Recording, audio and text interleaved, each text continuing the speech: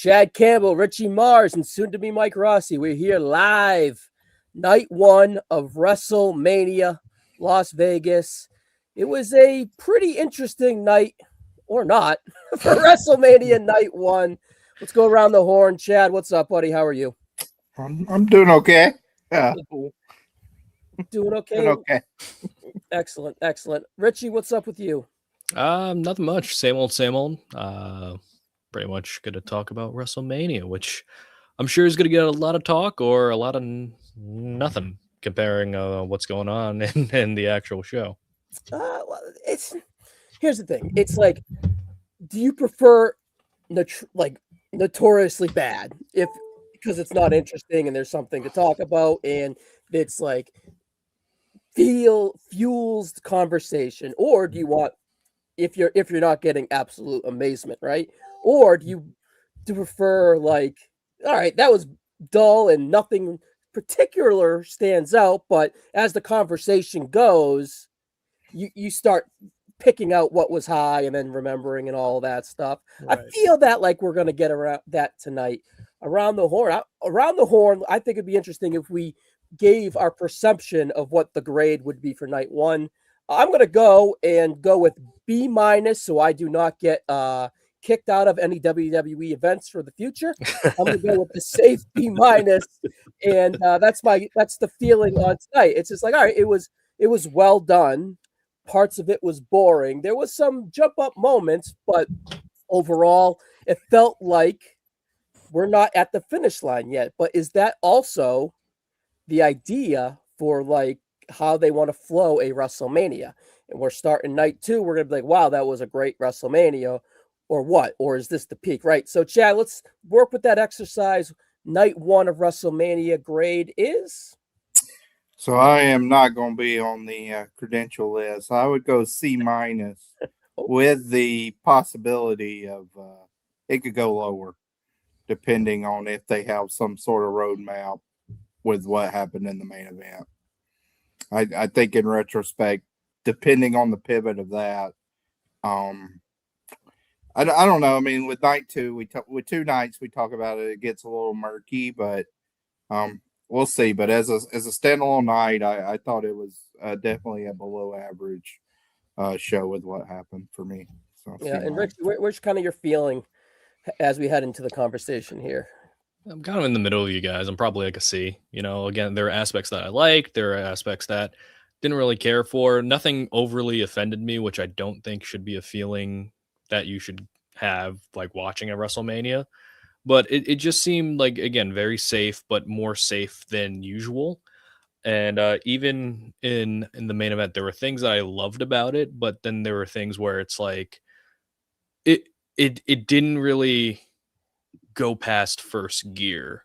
Like there were some aspects that went past first gear, but there were things where it's like, okay, we're just gonna kind of stay in motion. And I feel like that's a good portion of the card because I don't think there were many matches that went past the 10-minute mark, which I was kind of surprised by. Yeah, there was only 3, but I think we start with the main event, obviously. What was that, Chad? Yeah, only 3. Yeah, only 3. So we're going to start with the main event. Cody Rhodes defeats Randy Orton to retain the WWE Championship, 22 minutes and 55 seconds. Since Orton lost, McAfee would leave professional wrestling industry permanently, was the stipulation. I actually kind of forgot about that. And honestly, did they harp on that on commentary? I don't really call that, but that was a part of the stipulation. So this was probably one of the better 2 matches of the night, despite getting into that, second or third gear. There was some aspects of it that I did enjoy, and I thought it was unique to start the match with how they did. Right. I think when we talk about the Gunther match, you'd be like, I wish they invested that 5 minutes from to the bell to bell instead of setting the tone. They set the tone here, and it felt like they kind of cleaned up the clusterfuck of what was heading into this match that kind of perceived us with the pretty bad story leading into it. Right. So it's like, all right, they're cleaning that up, and we get our jelly roll spot, we get our McAfee distance, and we got to get into the groove here. Chad, what do you think of the pre-match fireworks, did it add? Did it distract? Did it kind of set the tone for what this melatonin event to you would be? Well, I'll say when Randy walked out there, how long it took him to walk to the entrance for his entrance. I thought Bianca Belair may actually have her child when Randy got to the ring. Like it took forever. But in regards to, I mean, like I don't. I mean, is there anybody that really wanted this like Jelly Roll McAfee thing? I think it's been universally panned. There's not much that's universal with wrestling fans these days, and I think no matter what tribalism side you're on, nobody liked this angle. Now the preamble, I guess, part of it, like I appreciated that at least like it felt like that. Okay, they're getting that out of the way, so then they may have a quote unquote like traditional wrestling match. But the part of that was also frustrating for me, there was two aspects I didn't enjoy about that. One was, if you're going to do that, then why bother with the angle and all that to begin with? So that was part of it. The second part that just from an aesthetic standpoint I didn't like from the way it was presented tonight was once like Jelly Roll and McAfee are laid out and they bring out the stretcher and all that, like Orton is just standing on the outside very stoically, and Cody's like in the ring. Like, why is the match not starting? Like, I don't know why we're like everything's just came to a halt because these two people that aren't in the match are needing to be stretchered out or whatever. It just felt like we were trying to. That it got stretched out. It was about a 5-minute window where. I mean, maybe they were trying to get over the gravity of the elbow drop that Jelly Roll gave, but I don't know. That was just from a presentation standpoint I did not like tonight, where it was like, all right, like get them out of the way. If you did that to appease the fans for this portion of this angle that nobody really wanted to see, then that's great. Start the match. Like, just be done with it. So So that was kind of my thoughts overall. Like, I think it was a good, like, on one hand, like, you know, maybe if they took feedback and they said, well, let's do this in the beginning and get rid of it. Okay, well, that I think is, you know, being intuitive and like on the pulse of what the actual reaction is. But the presentation was a little wonky. Yeah, presentation it was. I think when Justin sent me the videos for the shorts on the YouTube, he's like, you might have to trim a little bit of it. So I was like, well, it's under 2 minutes. It's under 3 minutes. We're fine. We don't have to trim it.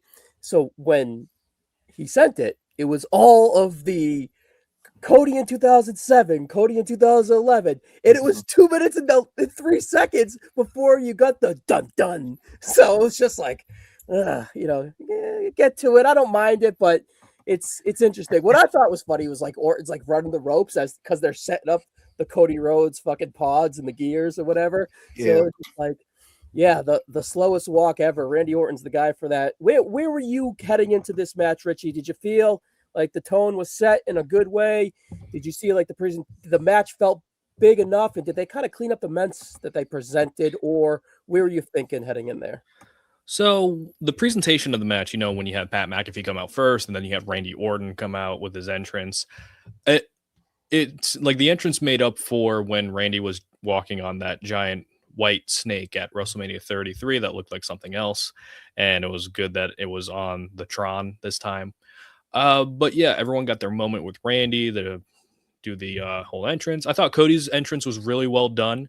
I liked everything that kind of connected. Didn't get too much of dashing Cody Rhodes, which was one of my favorite iterations, but that's okay. Entrance, everything was good.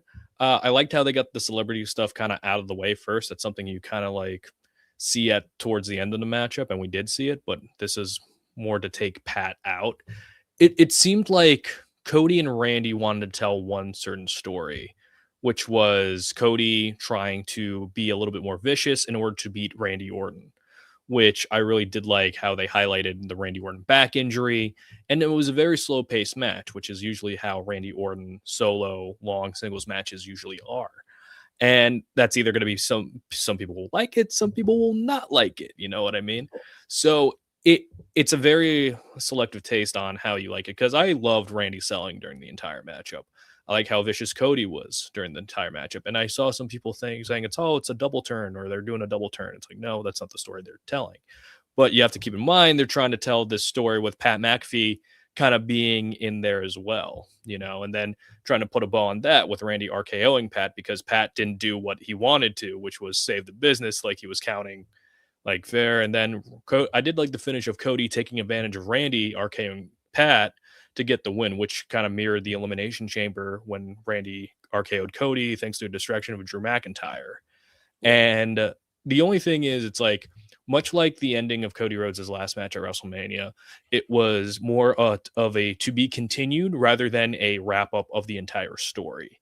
And I think that's why the ending is going to be flat for a lot of people, is because WrestleMania usually is a time where it's like, all right, we're going to tie a bow on this story. And now we're going to go past WrestleMania. And even in the past, where we see like a conclusive ending from somebody from WrestleMania, like if Austin won and then the next night The Rock gets a rematch of Backlash or whatever, there was still that tie of the bow of, okay, this is the part of the story that we wrapped up on. With this, it was more of, okay, this new attitude of Cody worked, but he still got laid out at the end. And the big thing was Randy bringing back the punt. So there's a lot of ingredients to this matchup in general. I'm just not sure if any of them landed 100% and resonated with the audience at large. Yeah, it was as we get into the match, I think we'll talk about a lot of the confusion in a weird way. But first, before we do this, Crazy Shark 8000. It's been a while, buddy. Thanks for jumping back in here. The way they handled the McAfee stuff in the match felt like the WWE telling TKO to take their idea and shove it into this rivalry and shove it up their ass. Thank you, Crazy Shark. Perhaps, but it was to lead into the finish, which we kind of hinted at here a little bit. But Chad, when we talked and felt this match going on, when I first thing I noticed once they got into it, that Cody was wearing black, and that kind of intrigued me, because he's usually a gold, a red, a white, a blue kind of guy, right? Captain America, whatever he is. But when I saw the black and the gold, I got a little bit intrigued in the back of my mind to be like, all right, something perhaps could be up, because they erased a lot of factors that were bad factors in a way. And what are they going to start presenting to us? And then when the action started rolling, Chad, and pretty early on, Cody went with that back suplex, and we really alluded to Randy's back. And that was after Michael Cole initially said 3 or 4 minutes into the match to set the table as well that, oh, Cody, if the internet is true or Twitter is true or whatever he said, that Randy Orton is hurt heading into this match, right? And then I'm watching Randy bump around, and he's bumping like $1 million. You know what I mean? So it's like, there's some story here. What did you think of the initial story? And were you as hopeful as me, let's put it to this way, of not a heel turn, but interesting wrestling? Because I felt in 2026 that the crowd and myself, and probably the majority of us, don't really want to see an underneath Cody Rhodes sympathetic to a heel Randy Orton. I don't think that would have piqued our interest. So reversing the roles here was interesting. Perhaps it led to something or whatever, or it led to Randy snapping maybe as well. But what did you think of the layout and the idea of the back and the transitioning into it and setting the table and all that, Chad? I thought they were doing a double turn. I think the match was worked that way. I still don't know if it was like some meta, the swerve is not a swerve, that they didn't. But from a psychology standpoint, like this whole match was, Randy is like older. He's underneath. He's the underdog. He's hurt. He's bloody. Cody's taking shortcuts. Like, it was worked where Cody was the heel of the match. There's no two ways about it. And I think the crowd initially was subdued to that, But I do think once the blood happened with Randy, that they were, I mean, at that point you were kind of starting to come on board to like what was I thought was being presented. And then you get the finish with like the ref bump from there on, and that's where I think it really kind of lost the plot. So again, I don't know if that was. I mean, obviously, like this match was, I'm sure, very meticulously laid out. So they had to know it was being worked in this way to lead the audience on to certain tendencies and how they were going to think. And I certainly think they knew that Cody would get booed at certain points with the way he was working that match. So I don't know. It just honestly made everything more muddled with the finish for me.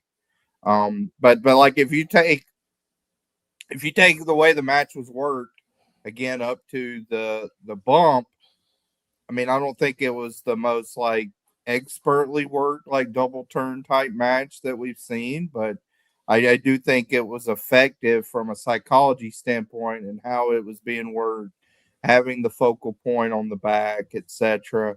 Cody being more vicious and the taking of the shortcuts. So there was definitely aspects of the match that I enjoyed from that way, that I was ready to kind of get them to pay off that storyline of what I thought we were leading towards with the finish.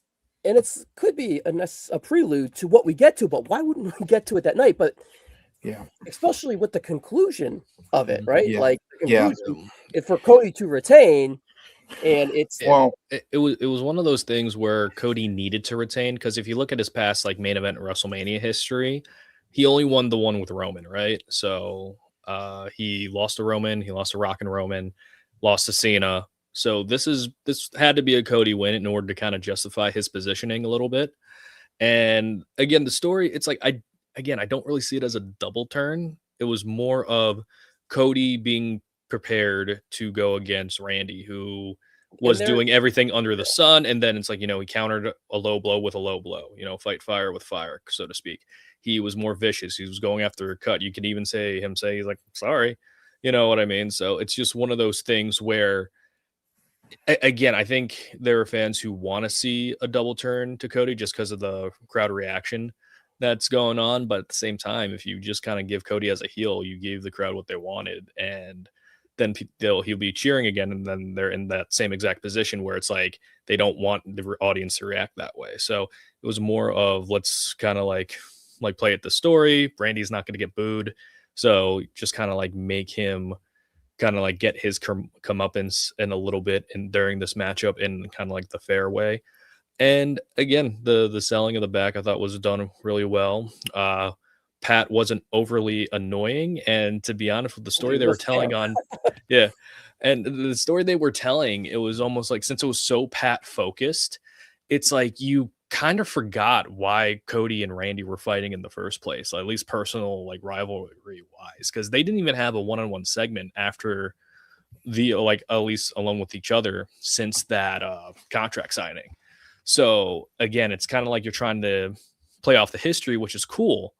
And a lot of longtime fans really appreciate that. And that's something you could build to a different story. But the thing is, like Chad was saying, there's a lot of like story beats that were just kind of so muddled that it's confusing for the audience to kind of follow along and understand what the goal is. Because at the end of the match, Randy punts Cody, and it seemingly is him still going after the WWE Championship. But you're going to have people who are being like, wait, so is Randy babyface? Is he heel? Is Cody face? Is he heel?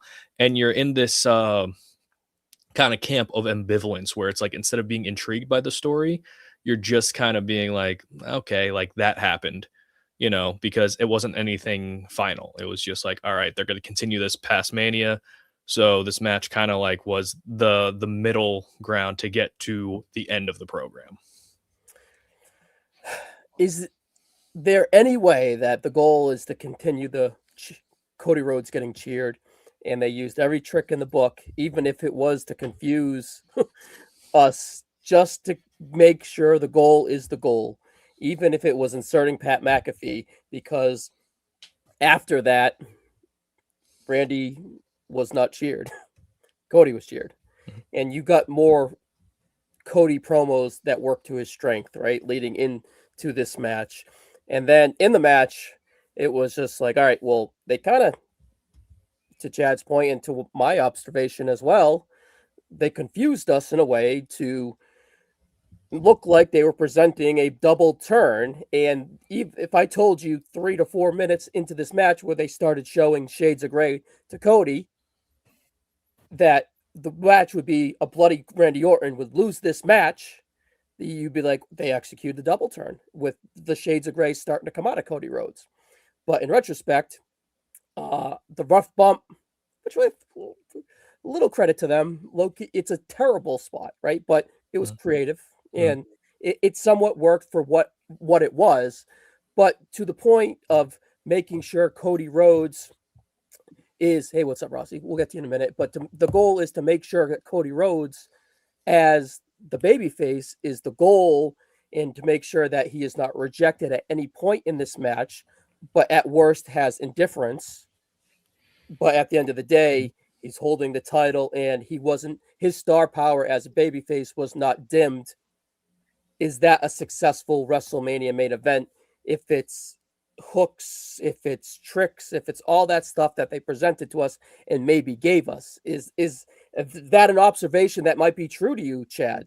Is that something that we've historically seen, or we just overlooking it? And it is a little bit confusing because we're in the middle of a story of getting to whatever goal they're getting to as well. What do you think? I mean, I think of the 4 people on this panel, week to week, I watch the least amount of WWE of anybody. So, and I think WrestleMania caters obviously to a more like casual audience. So, if this is like a development for a story they want to continue, then it should have been executed and conveyed, in my opinion, more cleanly than it was. Because I know I was left confused. Like, I still don't know why Randy RKO'd Pat. Like, I mean, it's more of a like the Randy Orton character where it's like, you're on my side, like you should be able to count, like even if it's like counted him. Yeah, like you did a normal count, yet you want to save the business, so to speak. So it's one of those things where it's like it still stays in tune with the Randy Orton character. I don't think they're going to follow through with the if Randy doesn't win, Pat McAfee's gone. I think Pat's definitely going to be back, and I definitely think we're probably going to get that tag match at Backlash. With the partners? Yeah, I'm pretty sure. I think that's a rumor. It's just like it's one of those deals where it's like we're to see Pat back, and it's like again he's going to try to make it up to Randy, something like that.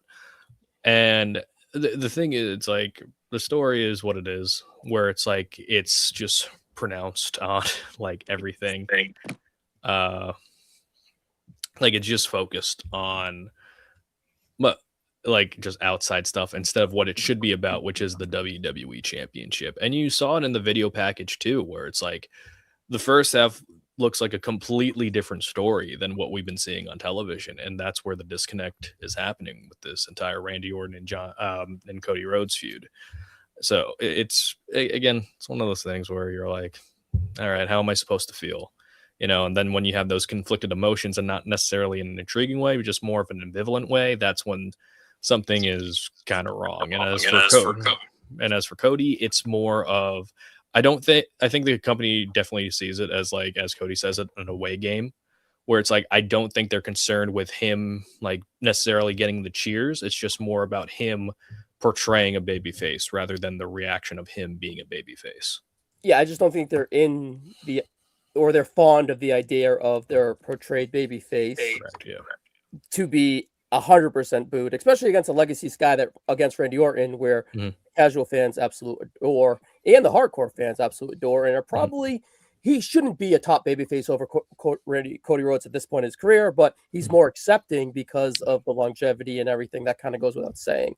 So it's just like, I think my digestion of this all, without seeing part B, is Cody Rhodes is your top guy, and all this hoopla and all this stuff that was presented to him, they kind of put that jigsaw to puzzle as together as best as they can to give the results what they want and what they hope everyone else wants. Rossi, what was your takeaway from this match now that we're kind of getting you a little bit in here at the end and you don't really know saying. I mean, I thought the match itself was fine. I think that they obviously played off the fact that Orton, came in injured pretty well. The part that I thought was annoying though was like Orton looked like the babyface throughout the match when Cody was kind of playing heel, and then they do the big angle at the end, which just was an angle that kind of made the whole match feel pointless and the whole build feel pointless. That's kind of just where I was at. Like it was just a Mania main event that we know existed, but we'll never really look back fondly on. See, I thought the match for what they had to execute and had to do was pretty good. Like I was never really bored. I thought there was some really good to great aspects into it. It's just like a very good 3.5, in my opinion. Yeah, it's a Cody Orton match, right? Like it was probably never going to have a floor below 3.5, but it just had no opportunity to really ever get to the next gear, Yeah, Chad, what could we see tomorrow on the continuation? Because you kind of, as do I, do have that confused level to it, right? Like I could see where it was going, but I don't know if my confusion is because I'm mixing in optimism because I like to be optimistic. I think that goes without saying, right? So I don't know if my optimism is confusing the result. Is there anything to that? Where are you at? Have you digested it better? Is there anything tomorrow that can kind of conclude this as well? I mean, I don't know about tomorrow. Like if there's any involvement with these guys tomorrow, how they could tie that in. Yeah. I know for me, I just want some sort of cohesiveness and explanation beyond like he's the Viper, so can't trust him. So he's just going to, appease. I mean, I want something beyond that beat. And then also, I don't know. I mean, I don't know. I'd have to see, but I mean, just as far as tomorrow, like I'm team, clean main event. So yeah, I would like no involvement, to be honest, but I do want some explanation down the road beyond like, hey, we're just continuing the story. I don't know.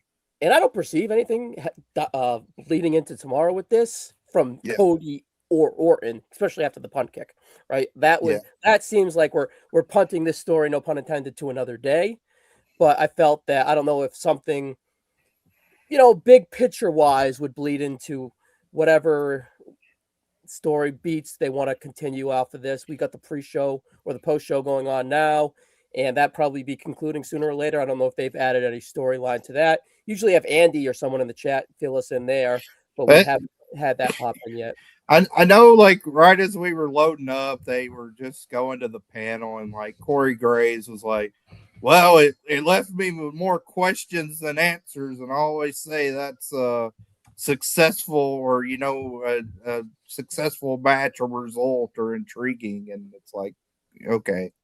I mean, that's kind of like I think a definite, straw man argument because, I think you're certainly more confused coming out of this finish than you were going in. But as we've seen in wrestling history, that can lead to some great stories, but also can lead to some like nonsensical booking at times too. So we don't know what the end result of this is now.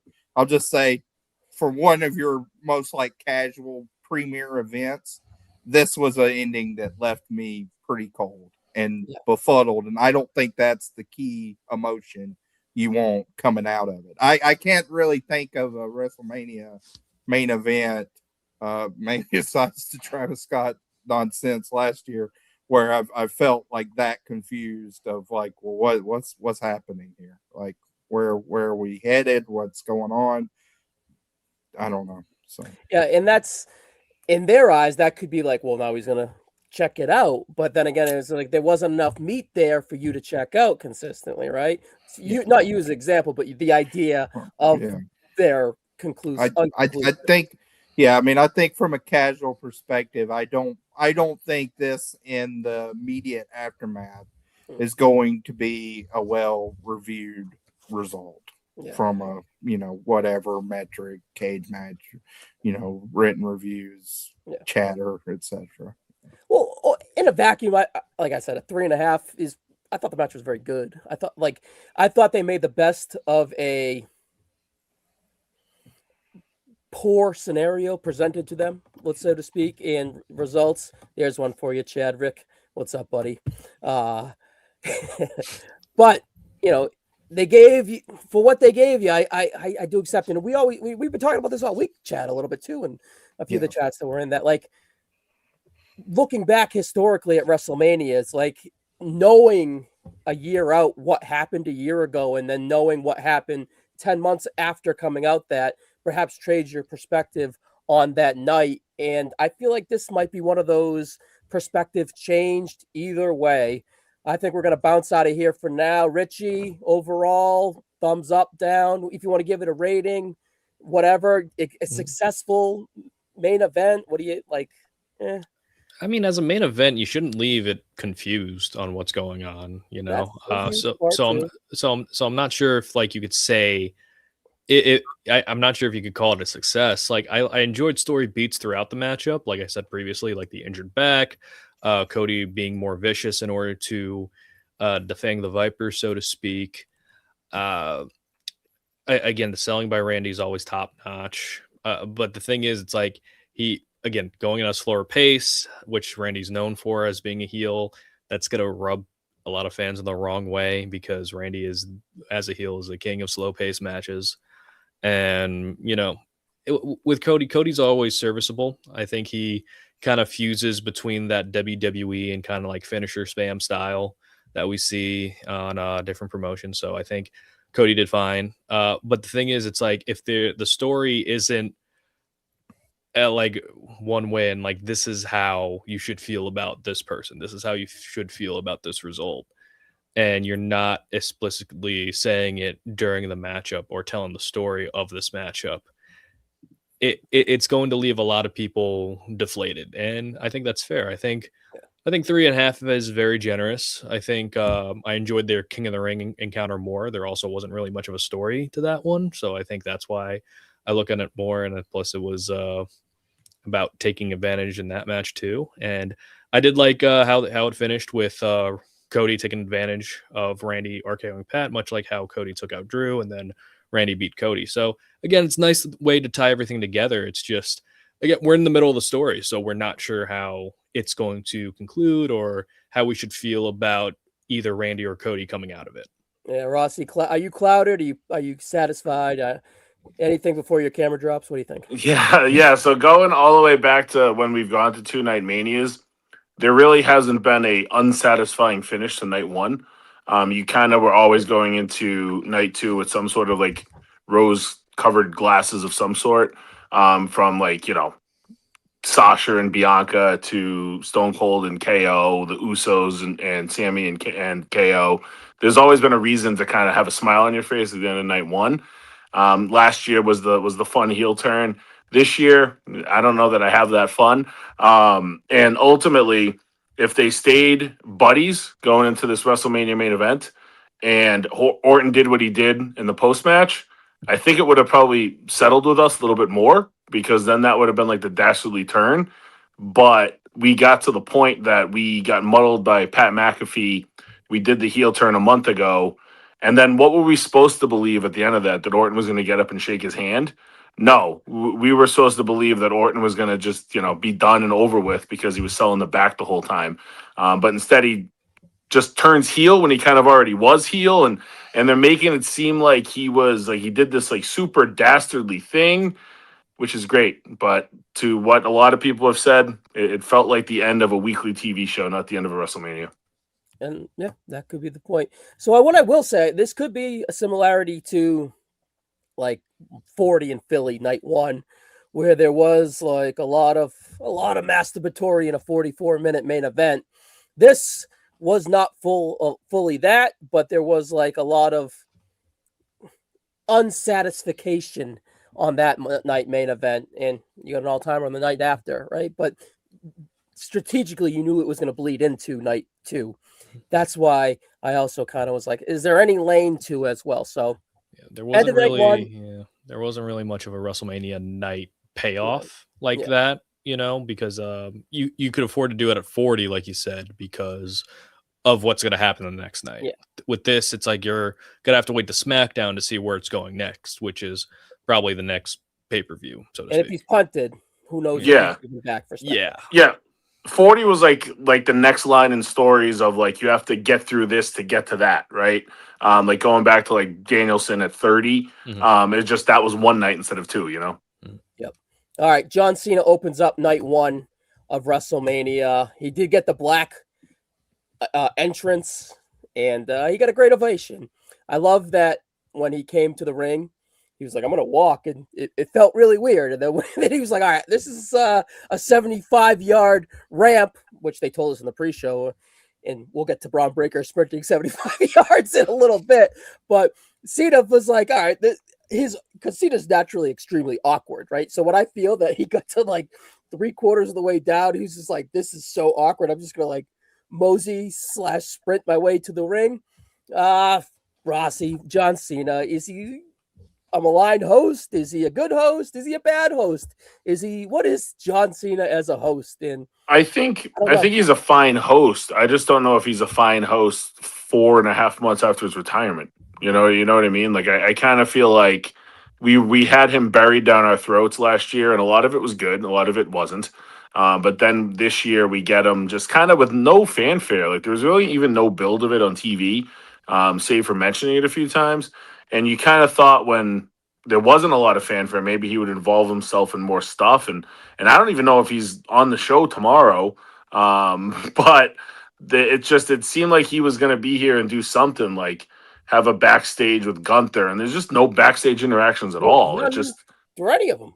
Right. It was strange. And like, he does his job. Like I thought he was great with the crowd, and just him in the suit just didn't seem like it was John Cena. I'd much rather him come out. And I know he said he was never going to be that John Cena again, but like as soon as you see him in the suit looking like Vince, I'm like, I wish I had that John Cena back. Yeah. It was like he had the life choked out of him, Richie, huh? What do you think of that one, huh? But then, I'm sure he was like tapping, smiling as it was happening, succumbing to his fate. But with him as host, they definitely didn't take advantage of what John Cena can do in that position. Like, I believe he even hosted Payback like a couple years ago, and like the running joke was he was trying to do every occupation throughout the whole night. He was the referee, he was the backstage interviewer, had the bow tie and everything, opened the show. And here he just did what hosts usually do, which is like announce the attendance figure. Had that moment with Bianca, which was pretty cool. But yeah, usually as the host, you have like you tie like a narrative thread throughout the night. Whether it's a Saturday Night Live or just like any other TV show. And I feel like there was missed potential with John Cena being the host. And again, I thought he did a fine job, but again, he didn't really do much. So it's like you can't really comment on if he did a good or bad job because he wasn't really given much to work with. And then Chad, when you saw John Cena and he made that snarky comment about the attendance, were you like, yeah, fuck yeah, John Cena, fuck yeah, have the WWE's back. There's definitely 50,000+ in there. Woo, go team WWE, bow down for WWE. Was that you? Of course, you know me, Mr. Yeah, WWE loyal fan number one. So, but yeah, he did make a snarky comment. I thought that was interesting. I don't know if you fast forward up through. I know you were catching up on. No, I heard that. I mean, I don't know. They always overinflate the attendance, so I don't know. That's the thing. People are acting like this is like the first time they ever done this. No, they've been doing that since I think like WrestleMania 3. You know what I mean? So it's one of those things where people who are new to the fandom will say it's like, oh, they lied about the attendance. I'm like, really? Professional wrestling is there to lie to you? Who would have thought? Yeah, I mean, I definitely don't think we want to get into a big attendance or gate debate or whatever. But the only thing that I thought was interesting on that was actually what they claimed. I mean, they only claimed like just north of 50,000. So, I mean, if that's their claim, then that's still, I will say, body to body reduction. I mean, it's 50,000. That's good. But it's also they probably made more money than last year. That's what I want to see. They definitely did. I mean, when you take into the gate, like, I mean, if you look at like WrestleTix on Twitter, like in the past couple of days, like the ticket intake's insane. So we know a lot of that's like papered or whatever. But I mean, just if you had like 40,000 with the percentage increase that the average ticket price was, once we get the final gates and stuff, it's at least gonna be close. Like it'll be either their best gate weekend ever or second. So it's not a story. It's never been a story. It's the least interesting thing to talk about, in my opinion. Is there metrics and whatever? I think the only thing is it's like now you're seeing that the person, the body count is reducing. Like they definitely price people out. So the body count was reduced from last year to this year. So if that continues, then you could get it's definitely not like a now problem. It could be like a 5-6 year down the road problem, like what you see with UFC now. I mean, UFC still announced like all these incredible gates and stuff like that, but then like from a mainstream standpoint and from like a fighter prestige level, I mean, they're kind of in a little bit of a crisis, I would say, right now. So but that's way down the road. So that's the only thing I would take away from a metric standpoint is like, obviously, like if you went from 60,000 to 50,000, there's a portion of that audience they priced out. And, that can be a purposeful approach that you do that. It just kind of depends on the fans that they're trying to attract, and they have a abundance more of casual fans. I know, like friends that I have, like who are now more interested in going to shows because of what they see on WWE. And again, they don't know like what ticket prices were before or after, anything like that. They're just gonna say it's like, oh, these are just normal prices for WWE when it's like not. So again, it's one of those things like another conversation for another day. But it's like it's gonna keep happening. That's all I'll say. All right, I show speed. Logan Paul and Austin Theory defeated by the Usos and LA Knight. Yeah, 7 minutes and 10 seconds in a street fight. This was like an old school WrestleMania single digits opener. They were just like, all right, we're gonna go out there. We're going to have the entrances and we're just going to kind of let the crowd get in their seats. And then we're going to have our moment. We're going to have our finish. And then we're going to have our moment at the end. My favorite part of this match was when I Show Speed body slammed him. And Michael Cole was like, has a match ever finished in a body slam? And then he said, Andre the Giant and Hulk Hogan. And Barrett says no. And then he said, well, what about Andre the Giant and Hulk Hogan? And then he was like, that finished in a leg drop. And Michael Cole was silent for like 6 seconds. And he was just like, damn, and then Barrett puts himself over. And he's like, I've been doing this much longer than you, Michael Cole, or whatever. I thought Barrett had a great night, by the way. A few times I laughed at a lot of his quibbles. And he really is much better than McAfee or even Graves with Michael Cole. I'm glad that they found their synergy together, and that's really probably the best WWE modern team because Michael Cole isn't going anywhere, right? So I like him best with Michael Cole. But Rossi, 7 minutes, 10 seconds. Were you a little shocked at that, or you like, all right, perfect, ESPN, roll the ball out, just enough action, give you the moment with speed afterwards. They didn't really draw anyone away. Fit the match within a commercial break is probably the biggest reasoning for that, in my opinion, as well, too. So what do you think of the quick sprint of a match? Yeah, I mean, my mindset going in was that they wanted to probably get those first two matches out of the way by like 6:55. So my hope was that they had all this shit over and done with in this match by 6:30 so that Fatu and Drew got enough rope, and I think they definitely did. Honestly, it was all about the post-match angle and the crowd being able to yeet once more on the way out. Like, that's how I saw it. The whole entire match was kind of inconsequential. I think Logan had obviously a lot of heel work early, and then he does the tag to Speed. Speed obviously gets immediately shut down, and now he's trying to get out of the ring. So they were just kind of teasing to the ultimate finish the whole time. But it was really, the match itself is not what they wanted you to remember. It was just, Speed taking the big bump at the end and then them all celebrating at the end. Yeah, Richie, the match wasn't really much of a match, but I thought it was a successful presentation of what they wanted to do. Do you think the viral moment with Speed, by the way, it looked really, really good, right? So to Meltzer's point, him just doing a backflip, that's all he needed to do in this match, right? So yeah, it was more about like we're gonna showcase everybody in different ways. They made LA Knight seem like a bigger deal. You know, he came in with the LA Knight truck, which I'm sure is gonna be a Mattel property very, very soon. yeah, that makes sense. The Usos entrance, I did like the music change. It's just you and me, Us, which I find really funny. I don't know why that really just they changed their song like 3 times in the past week. And then, you know, they got their thing, you know, they did the whole run it back deal, which got them, you know, got the crowd what they wanted.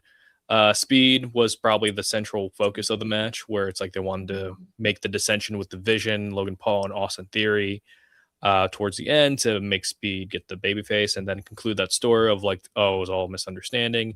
Austin Theory was more the worker, glue, trying to hold everything together, and Logan Paul was the one to get heat. So everyone, I think, played their parts fine, and yeah, nothing more to say about this match. It was a match where I think the celebrity involvement was acceptable, and everyone played their parts very well. Chad, would your boys have watched this because of I Show Speed? They did watch this because of I Show Speed, so it was successful in that regard. It was a TikTok match, so Wow, it was what it was. What a fucking phrase! A TikTok match. I think it's dead accurate. There are some people who will post like, you know, 10 minute matches, sometimes even an hour matches on TikTok. So I don't know how people can do it because, you know, the screen just gets very small on TikTok. Yeah, I've watched a few AEW pay-per-views on TikTok. I'm not gonna lie. That's my go-to. I'm not gonna lie. I watched all of Hangman and MJF on TikTok. So Oh my god! I'm surprised it didn't get banned for like gore or anything like that. Yeah, especially with the needles, man. Oh, yeah, it was excellent. Thank you. I forget. I don't like needle spots, but is what but it is. you know, back to this match. Austin Theory taking the pin makes sense. The leave to the Logan Paul explosion, so to speak. Usos look good enough, but ultimately, I'm glad LA Knight looked pretty good and decisive in the win as well. He was mega over in a way too, so it was good to know that they can go to that well, and they kind of should to go to that well sooner than later, in my opinion. I think that it's due. It's due. He's withstaying the overness this long. That top is getting a little stale, so to speak. It's a lot of the same bodies moving in and out, and he's really, really earned it. I don't want to go too long on it, but he's the perfect first challenger post Mania, in my opinion. Like Ryan, like he's the perfect guy like that. Yeah. Right. Is it safe to say that he is WWE's Darby Allin? I mean, what parallel? What parallel would that be? Right? I had to. Oh boy. But overall, I think it's a successful Speed match debut outside of a Royal Rumble as well. As a celebrity, man, I kind of dig him. Even tonight, I liked his facials. He gets it. He gets it a lot, Yeah. and that's the best kind of celebrity that you could have within professional wrestling, is like when they get what the match and everything in the story is trying to accomplish. And Speed, very good with the facials, very good athletically, and is just like a great kind of like comedic personality and foil to other stars. Yep. All right, 14 minutes and 10 seconds. Jacob Fatu defeats Drew McIntyre in a sanctioned, unsanctioned match. I liked the introduction of the toolbox as a sin of Drew McIntyre's past, and they alluded to it on commentary as well. I felt that, of course, we were going to get the gimmicks, but they didn't really feel as gimmicky. I felt that this match was a rather good presentation to like a modern day WWE bullshit thing, but I don't think that it lived up to the hype of the toolbox, right? And my biggest takeaway coming into this match is at this point last year, Jacob Fatu was on the level of Trick, Oba, those guys, even Braun Breaker, those guys right now. When was the last time he was in a conversation of the likes of those guys I just mentioned? So coming in, I was hoping that Fatu would be presented enough and accepted enough to be at that table again of the up and coming guys, of the Oba, of the Tricks, of the Braun Breakers. Chad, I know that you've kind of looked at a few of these matches so in the past and not be too fond of the toys, not too fond of the presentation. Where were you at on this match? Do you think it was enough of a mix, acceptable, and ultimately of the goal of kind of making Jacob Fatu at the table of the conversation of that again? Yeah, the only gimmick type match that makes me want to run for the hills and turn off my screen immediately, besides WWE hardcore matches, AEW Casino Gauntlet. Those two matches are the most like non-starter matches for me. I just think like we've seen it. I mean, like a lot of the gimmicks and stuff going on in the ring. I mean, you know, WrestleMania 17, they were doing it in more creative ways, and we're 25 years after that.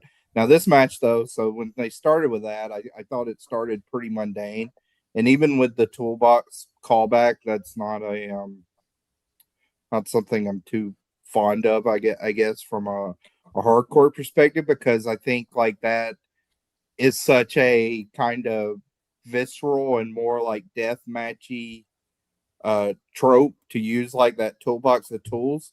And I know just like WWE's never really gonna go there. So I think that immediately like limits how like visceral and vicious it's gonna be.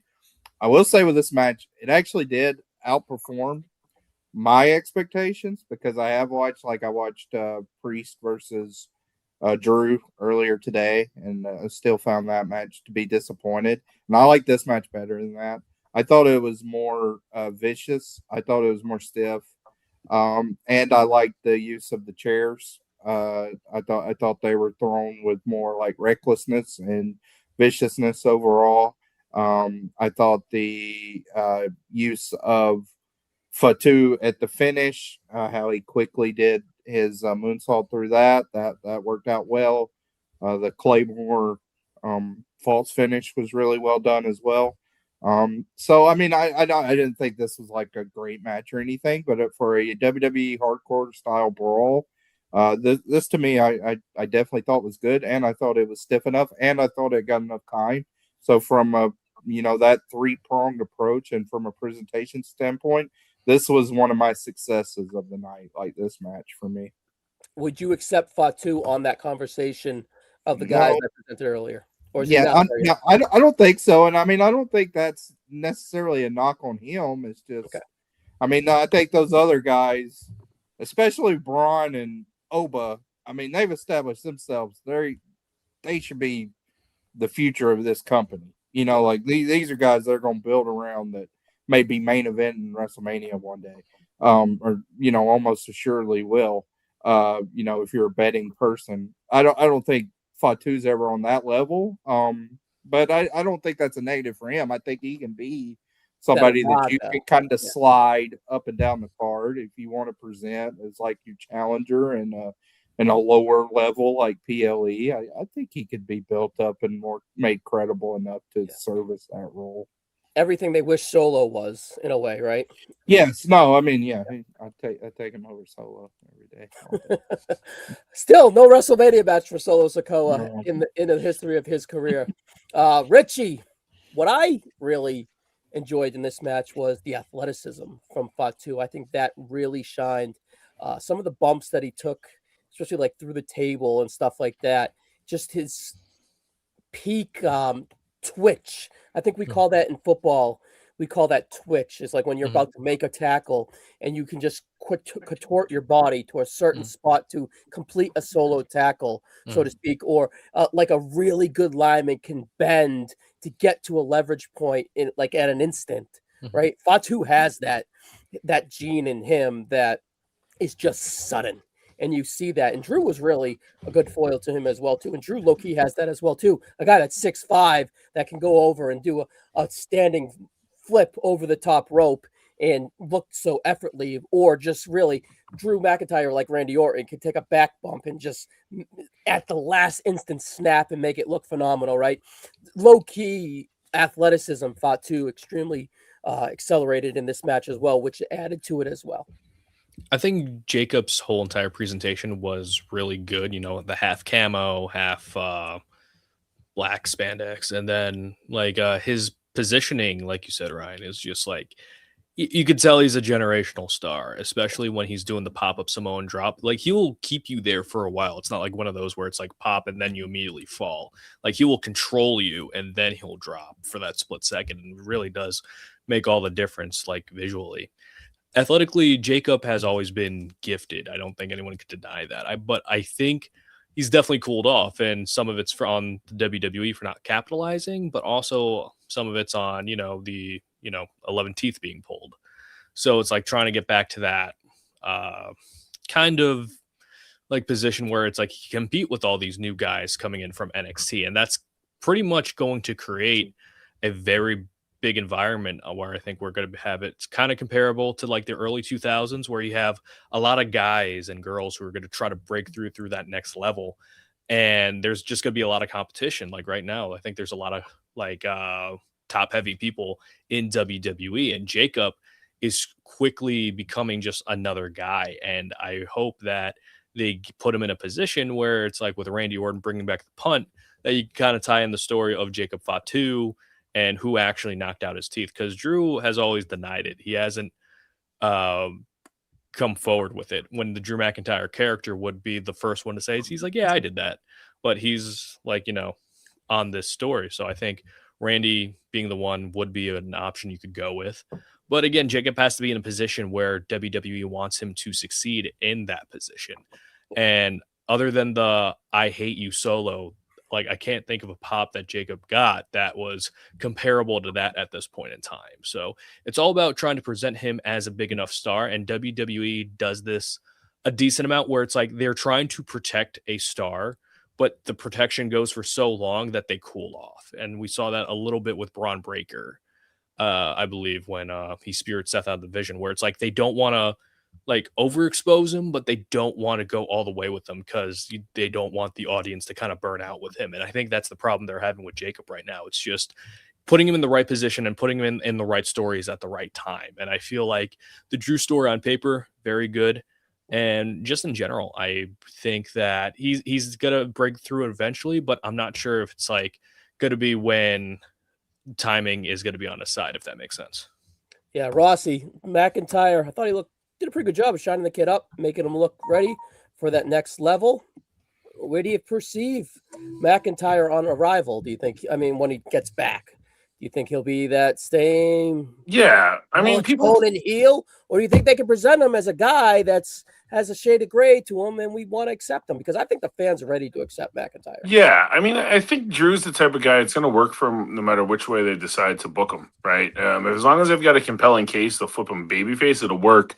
And he's kind of like a Swiss Army knife for them, that he produces for them whatever part of the card he's on. He could open the show, he could be in the middle, he can main event, and he's believable in all of those categories, and he's honestly believable in all of those categories on baby or heel. So I definitely think Drew's gonna come back as a bigger star, because they'll present him as one coming back from a movie. Like, whenever you make a big return, that's kind of the best time to run with somebody. I don't know how long it's gonna be. I don't foresee that it's gonna be maybe as long as people think, though, because I was kind of expecting more of like a clear write-off coming out of this match than what they gave us. And they gave us just kind of a paint by numbers finish, right? Which I actually thought the finish was the highlight of the match, especially after Jacob took that bump through the table to the outside, comes back in, kind of finishes the job not long after. I just thought it made sense for both. And the toolbox, I thought, was a really fun play callback. I liked it, yeah. It's just like as soon as he saw it, he was scared of it. And the announcers did a really good job explaining it too. And ultimately, when I look back at this match, I'm going to remember that it's part of the first hour in ESPN2, because it feels like they wanted to present Jacob on that, level. They wanted to put him at kind of like, maybe he is kind of imminently up next, especially on a SmackDown brand that kind of needs somebody to step up. So I think that he's got a good future. My biggest disappointment with Jacob too is just the fact that I think they kind of ruined a lot of his Cody luster, and that little mini feud they did with him. When I think if they kept them apart, you could have ultimately had a big feud with them down the road, and you still can because they didn't have like actual matches, but it won't feel quite the same. But it definitely felt like a rebrand for Jacob. But back to the Drew point, he's not going to be as gone as people think. It just seems like he's probably going to go maybe a month or two and he'll be back, but he'll be a bigger star when he's back for sure. I got Right, I just got a question to ask everybody. Do you think because unsanctioned, it's not like the unsanctioned matches where it's like everyone just goes like over the limit, right? Do you think the reason why I felt reserved was because of Drew's role? What do you mean? Like movie role? Drew's movie role, yeah. Do you think that's why it was reserved? I I would have think saved it. Yeah. I think I the ESPN placement too. Like they put UFC shows on and they'll bleed like pigs, right? But I don't know if that's as often at 6:45. You know what I mean. So I mean, I was in a group chat and someone was like, this match should have blood, and it's like it probably should, but if it was on the main, like, and I'm still like in the mentality that the first hour was the pre-show, even though it wasn't, right? Especially if you're on the app and you could watch it straight through. But I was like, this match would have benefited from having color, but I also understand why they didn't, given the cable aspect of it. Like they were trying to get people to buy the app. That was the key to this. So I think that's part of it. But also, yeah, Drew probably didn't want to go into filming Highlander with a big gash on his forehead, Yeah, maybe. I just wish they didn't use the unsanctioned match because I really, really liked the KO Sammy unsanctioned match last night. And this was just a fine hardcore match. All right, final question on this match. Would the hardcore legend Mick Foley here, would he accept this as a hardcore match? This is a phenomenal picture of Mick That Foley. picture's a hardcore match. Great performance from Mick Foley last night in the Sandman Invisible Man match with whatever it was, Visible Stand, what was going on. A real legend in the game here, Mick Foley. Mount Rushmore of hardcore wrestling in this picture. Mick Foley truly is a hardcore legend. I'm not going to lust over this match anymore. We're going to move on. But Chad, would Foley have accepted this match? Sure. All right. Now, would Foley have? I'm not going to say that sentence. Let's keep it rolling. Speaking of lusting and brunettes, Brie Bella and Paige, phenomenal transition, wins the WWE Women's Tag Team Championship, defeating the irresistible forces of Demolition, Charlotte Flair, Alexa Bliss, and Bayley and Lyra Valkyrie. This was kind of a cool moment. I'm not going to lie. I'm the one that does the NoSo predictions.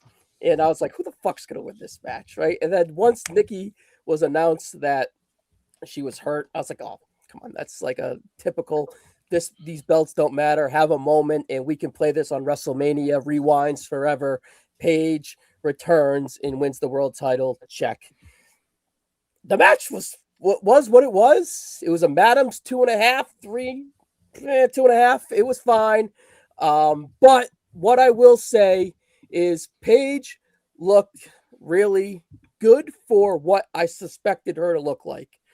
She didn't look hardcore Foley good in the picture before, but I felt that she looked extremely rehearsed and acceptable. Chad, I'm just going to throw it to you. Demolition, Axe and Smash. Are they proud of Nia Jax in Lash Legend, the Irresistible Force, cosplaying their Demolition mask? But did you like the white version of them? I thought this match was bad. I thought this was a pretty bad match. Very sloppy. A lot of botches. No flow. I thought it was disappointing for most of the positioning. Because I mean, Nia and Lash, they just won the belts a month and a half ago. And so yeah, it's felt like they were kind of building momentum, and then they kind of lose like this to Grandma Paige and Brie Who's Bella. 33, by the way? She's not that much. Yeah. That's what I'm saying. That's what I'm saying. These Like, moms or whatever. she's the only one who's not a mom, though. Well, I just didn't think it. And then, I mean, I did like Charlotte and Alexa's gear. That was actually the highlight to me in the match was their gear and their entrance. But as far as the match, I thought it was very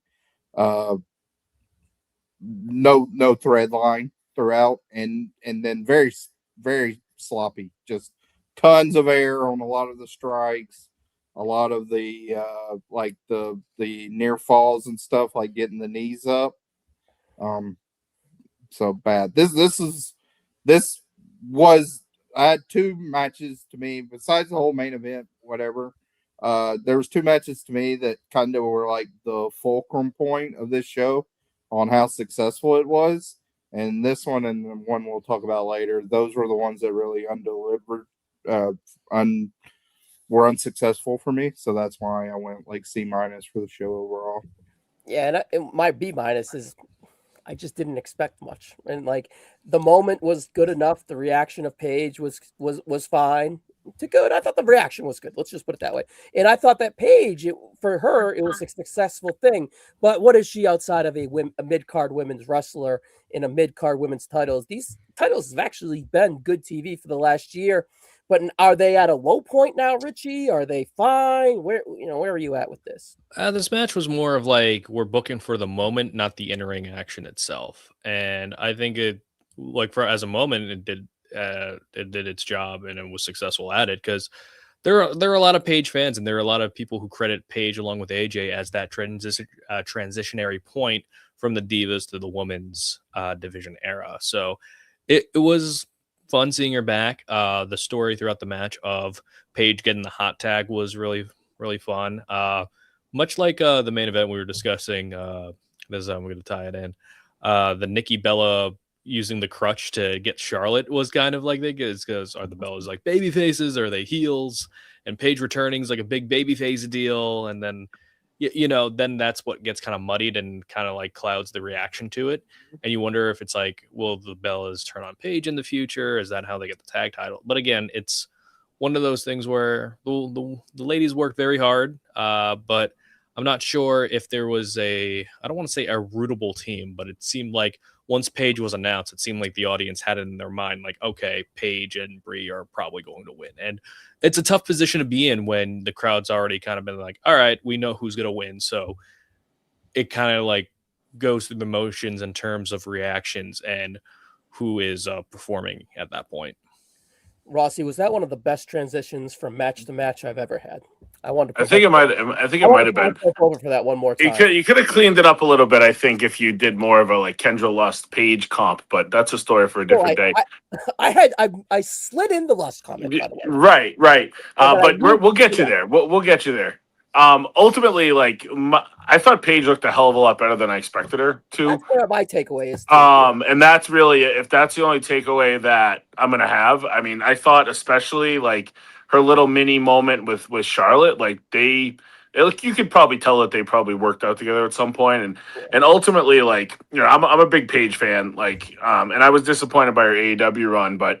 I think it just she didn't feel confident when she was in the ring in AEW. She wasn't maybe in the best ring shape when she got thrown into the mix there. And I know she's told the story, and I don't know what you believe, but that when she first signed with AEW, she thought she was going to get eased into matches, and it was like, boom, here's a feud with Britt Baker. And she was never really happy with her in-ring work there. I like that when she left there, she took her time in the ring.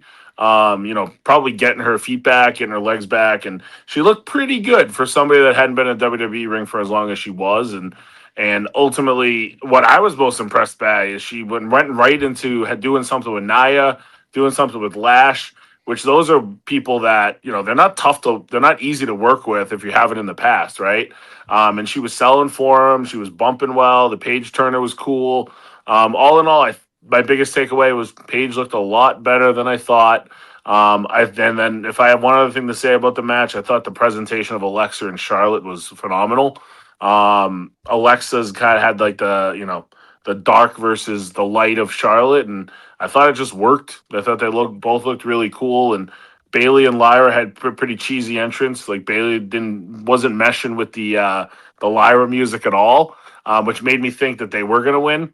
But yeah, I mean, the end story for me is I felt bad for Nikki because you could tell that she was bummed out at the end, to the point that I thought that she was going to turn on one of them, presumably Paige. God in the womb again? Come on. Well, like, there was that one shot where both of them were on the ropes, and she was standing in the middle with the crutches.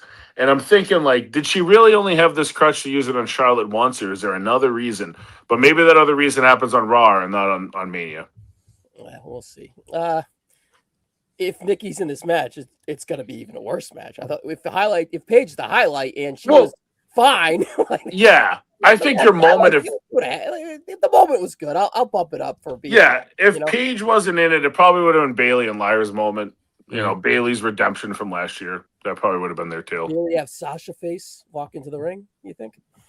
Is she? I don't know. I think Bailey just happened to be on the card, but who knows? Did they trip in their entrance, by the way, because they were just kind of like laughing during it, or did I just? It was just weird. Like Bailey was like doing her entrance, but it was Lyra's theme, and Lyra didn't have her wings. And I thought that like after how ridiculous sentence right there. Right, how ridiculous the Charlotte and Alexa like ring garbs were, that I figured that at least Lyra was going to be over the top. But I don't know if they're stripping her down. Maybe they're turning heel. Who knows? Yeah, they had matching gear, which I appreciate in the tag team. All right, this moved on to probably the second least anticipated match of all of WrestleMania, if the women's tag was the most least anticipated match in WrestleMania this year. So tough stretch, but for what they were giving, which was a 9-minute match, Becky Lynch defeating AJ Styles. Finally, AJ Styles. AJ Lee. Oh man, that probably would have been a better match. Honestly, maybe, right? That would have been that would fit with his WrestleMania opponent. Get ready to fly. Yeah, in 8 minutes, actually, not 9 minutes, 8 minutes 50 seconds to regain the Women's Intercontinental Championship. For what they were given, it was fine. And obviously they wanted to have the story of Jessica Carr, so I was a little perplexed, and I thought it helped the surprise of the match too, that we didn't get the kick out there where it was going to lead to something else. It was executed well enough, I guess. But what I personally thought is, I thought the fucking band rocked for that Wonder Years band. I thought that I like her song a lot as a song, right? my buddy and I were really confused. Rocking. I don't know. I dug it. One of my favorite bands. So yeah. I was very excited. My buddy and I were really confused because it's like the Wonder Years, and we were thinking the same thing. And it's like, did they get Fred Savage and all these? we were just like so confused. Like, oh, it's the band. And Ryan, like you said, I really enjoyed they actually sound like how they sound in the song in general, because usually we'll get these live bands and the acoustics are messed up, they're not auto-tuned, so it's they don't sound like the actual track that they're singing, but they sound really good here. Chad, do you like it? I thought it rocked, man. I don't know. Yeah, no, I thought that was one of the better entrances of the night. I'd put it, in the probably top 3 or 4 entrances of the night. Unfortunately, AJ's entrance kind of left a little bit less to desire. I'm not going to. Did you see the kid running in the back? Yeah, she ran to the back. That was great, right? Did the Danhausen? I don't know. Yeah, maybe it was a little cursed. I don't know. Maybe Becky did get Danhausen to curse that entrance, right? But I don't know. I felt that it was a little bit, I don't know, maybe under rehearsed or under. I don't know. It just. I think that entrance makes more sense if she had a daughter that was part of it. You know what I mean? It kind of came off weird. Right. It's weird. This is where it gets weird with her. I mean, what are we? I don't know. Yeah, I don't. It's like a Miss Rachel situation with her, how she's being presented. She's a better heel. Let's call it what it is. She has her moments as a babyface, but her heel work was always kind of where her money was, in my opinion. And that was when she was doing it in a much worse time. But ultimately, I like AJ, but she's more exposed in today's era than she was in her era, Yeah, this is a pretty good point here. The match of the Chamber was better, should have ended the rivalry. So pretty much they just wanted to give AJ a title run, which is the conclusion Yeah, of it. and the finish of this didn't even feel like the end of the feud either, which is horrifying. Oh, Yeah, it definitely felt like there's more going on with the Jessica Carr situation. So Yeah, but it worked in Becky's favor this time. yeah, I think I like the bones of this match better than the Chamber. Yeah, I thought Becky moved really well tonight. You know, I think Becky's a good wrestler. I think they have better chemistry now than they did at Chamber. They just didn't have a lot of time to tell the story, and I think Becky is really at her best when she tells that story. Sometimes it goes too long, like that Lyra SummerSlam. Was it SummerSlam? Yeah, Lyra SummerSlam match went like too long, and they fucked up some things. But I think that she tells a good tale in a match, and I like the finish. I thought the finish was kind of creative. Yeah, and I like how it came out of nowhere too, right? I think that plays into the Becky Lynch of it all. The shock, the what they're going for with the fallout as well too. Is this the match where you have the gripe, Chad? No, this one actually I thought I did not like the Chamber match very much at all. Yeah. So I did like this match better. The stuff with Jessica Carr, that I could take or leave. But otherwise, I mean, this is actually a match I would have liked probably 2 more minutes at least. I think if you could have gave it a couple 2 to 5 more minutes, I thought they were working like it's as sloppy as I thought, and Becky sometimes has the tendency to be to me pretty loose and sloppy too in the ring. I thought this was a way more like tighter and stiffer worked match than the previous 4-way tag. So I thought it's decent. I mean, it's nothing. I'm not going match of the night, but the bar's low, right? Yeah, that it would be my women's match of the night, and I'm still, maybe a Madams 3 or something like around there. Yeah. I love the phrasing there, Chad. That's a Ryan Gray phrase right there, Madam 3. I love it. All right.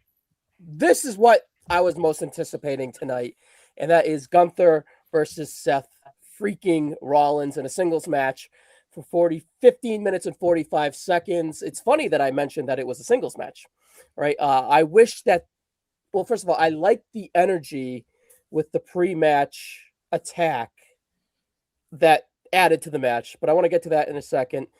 The entrances, the smoke of the jacket, I didn't really get. The contacts, I didn't really get. But what I love is the simplicity of Gunther, the stoic look, the confident walk. I love the contrast against the flamboyant, brutal Bob Evans of Seth Rollins. Just Gunther versus anyone. Just like it seemed like Seth's entrance was more about it seemed like an entrance that fit more if he was facing Braun Breaker than Gunther, because Braun has the smoke during his entrance, so Seth is the smoke that's getting like that, and then you have the dilated eyes, which when you're like an animal in Braun, he's the dog, so like, all right. yeah. So that's where I got fucking backlash. Who gives a fuck? Come out ready to kick ass, because that's what this fucking feud was. You got some fucking jabron walking out cosplaying like fucking Elton John or whatever, but he wasn't Elton John. He was fucking HBO show Elton John. What show am I thinking of here? Game of Thrones. Games of Thrones wannabe douchebag. Fuck him, he sucks. All right, just fucking ring the bell, because that's where he's at his best. Seth Rollins triggerness here. But anyway, us or you? Me. Seth Rollins trigger is coming out here. Jeez. Because he is a phenomenal WWE wrestler. Ring the fucking bell. But he's going to make it about whatever, right? So, I don't know. The smoking thing was fine. But to your point, I don't like that it was for something else, and the plan is still the plan. Mm-hmm. Adapt to your opponent. Present the match with your opponent, right? So, I don't know. But anyways, Chad, I liked the tone that they set with the brawl, right? But that part of me also likes 5 more minutes to chew on with this match, right? Because I thought that the energy was good. Do we need the craziness beforehand to continuate? Or did they do that because of the lack of feuds in the match? I didn't mind it. I don't like it, but on a 15-minute timestamp, I'd rather have taken it and made it a 20-minute timestamp, if you know what I mean. Maybe. I thought the length here was okay. I thought just from a match standpoint, Seth looked a little rusty with some of his mechanics here. As he So, was, though, right? Yeah. like with the bridge that got botched, his positioning with the pedigree, I don't know what was going on with these guys with the pedigree, because he never could get the arms like right, even when they did it on the table, but especially in the ring, it was completely like when Gunther countered, like it was not in the right position at all. So there was a little like wonkiness there from a mechanic standpoint. But I really liked the front couple minutes of this match. Yeah. And then I thought the last like six, 7 minutes of this match were incredible. I thought the finish was great. And that to me kind of kicked it over, because I will just say, as somebody that, I mean, Gunther's my favorite person in the promotion, that I was weary that now, like, he's kind of on this trajectory of like, all right, yeah, like he should have lost to Sammy at 40. I guess he should have lost to Jay at 41, but I don't know. But then it's like, all right, like he needs a win at Mania, and the way they did it here, I thought worked well, where they teased that he was going to submit again. I think that's the biggest issue, is that he submitted twice, especially that he submitted to Jay last year. So they teased that. He made it to the ropes, so he looked resilient in that. He didn't just like quit, because that's kind of been his sort of character trait, is like when the going gets real tough for him, he'll just quit in these big moments.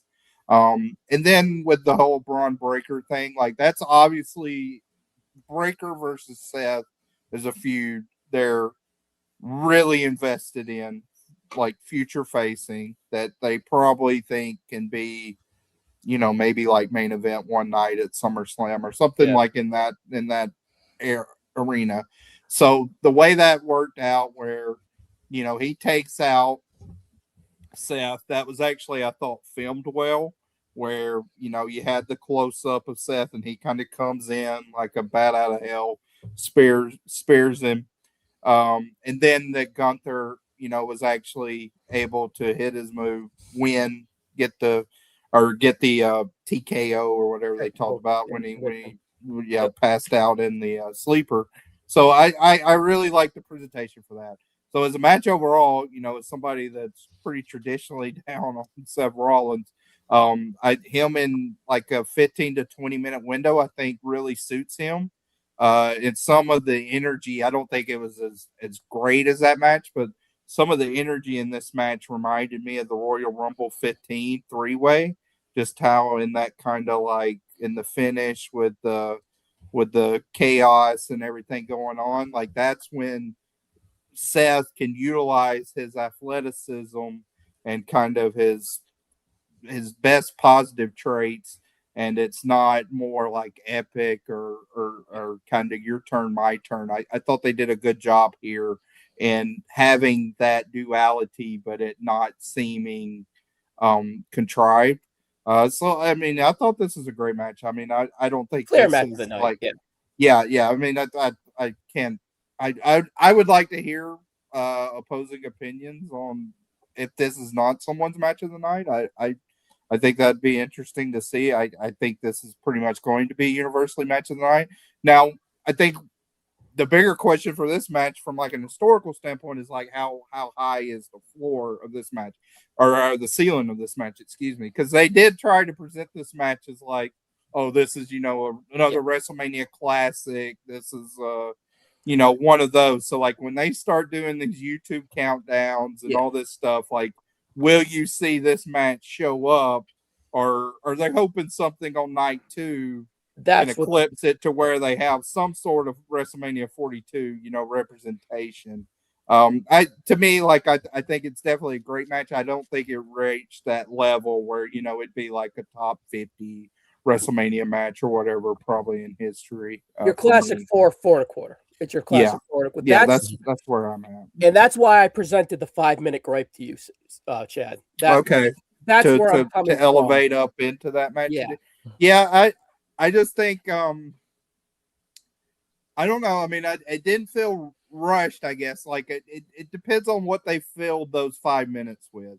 Because I don't think I'd want like a meaningless like limb work or anything with that. So if they could fill those 5 minutes up with the chaotic energy of the finish, yeah, I mean, I would go for that. Because I never felt contrivedness getting to like your turn, my turn. I never got to that. I felt urgency throughout, and that urgency has been this whole feud because they have to microwave this feud to get to where they're going, right? And it played into it, and the structure of it is you got like a bigger presentation to that 40 match that you watched earlier, where that was just sprint, but that sprint had a little bit of your turn, my turn towards the end. This did not. That's why I was like, we were seriously in the oven cooking. But did we take it out too early? And we didn't get the absolute classic. We just got a great match, right? So I felt that they were in their shoes to get it, despite Seth Ross too as well.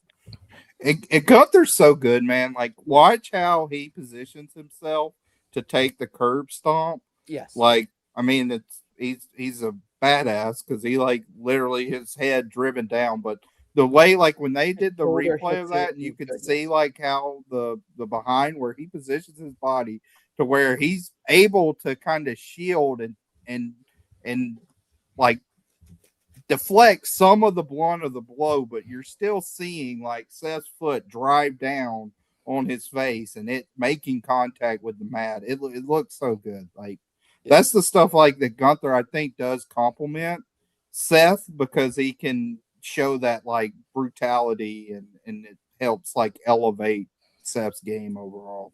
Yeah, and not that Seth's like a bad leader of a match, so to speak, but you can have he doesn't have to lead. Gunther can lead it, right? And then especially getting into the flow of things as well. There couldn't have been a better opponent for him. Rossi, I'm surprised because my fear of this match was like, all right, we're gonna get Breaker and it might ruin the finish of the match.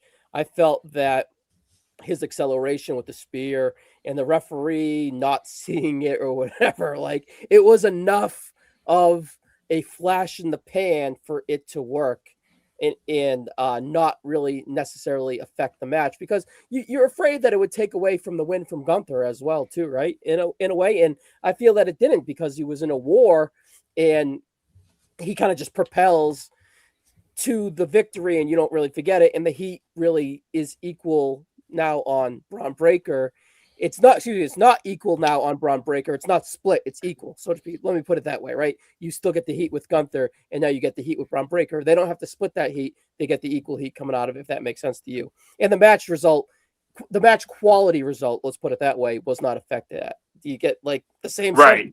Yeah. Like with as many indies as I watched this weekend, like I kind of get desensitized to the fact that referees don't really give a fuck what happens in matches, right? But like that was the first thing I thought of when the spear happened. I was like, where the hell's the ref? I guess he's with Gunther, right? So it made sense, right? The spear neither spear really hit well. Like they didn't look great. Like it was more about the speed and the acceleration, which I thought was cool. But there's two things that I really liked about this match. First and foremost, I loved how Cole, who did great in this match, I think, was really reiterating the fact that Gunther wanted to grind it out and he wanted to slow the match down, where Rollins wanted to speed it up, and both of them were playing out of their element when the other was able to do their thing. I thought that was really smart because that was pretty much how the match was mapped out. When they were going high pace, Rollins was in control, and when they were going slow, Gunther was in control. So I thought that was pretty smart and made sense with both characters. Secondly, I like how they only went 15, 16 minutes. Because, yes, they had a match 7 years ago where it was like a no contest. And another thing that Cole had mentioned. What was that? Where was that, by the way? Was it a Raw? I think it was on TV. I mean, 7 years ago, was that like before Gunther was even like fully up on the main roster? Did he come up? Was it around? Did he come up and do like a one-off in like England or something? Around the Survivor Series for that build, I think it was. Might have been. It might have been. But I liked how they only went 15-16 because let's be honest, these two should have much more matches, and they're going to have the opportunity to have kind of their opus of a match between the two of them somewhere down the road. This wasn't that, but ultimately, as I'm watching this match, what I was thinking about is this match is fucking great, and I'm so glad I'm watching this as opposed to Gunther and Rey Mysterio. And I'm also much happier that they didn't rush into Braun and Seth. Because they probably would have only had about 2-3 weeks of TV to kind of get to that match. And yeah, they had the equity built into it, but I think that's going to be a feud we're going to see for probably the next 3 or 4 PLEs in some regard. So we're going to get plenty of our eyes on those matches, and there's going to be a lot more meat on the bones, knowing that Rollins in his big return match at WrestleMania lost. And then on the flip side, now we have Gunther, who's got a favor from Paul Heyman. So that's obviously we all expect that to be him retiring Brock at some point, or at least getting in the ring with Brock. I don't know that I ever really believe that Brock Lesnar will ever truly be retired, right?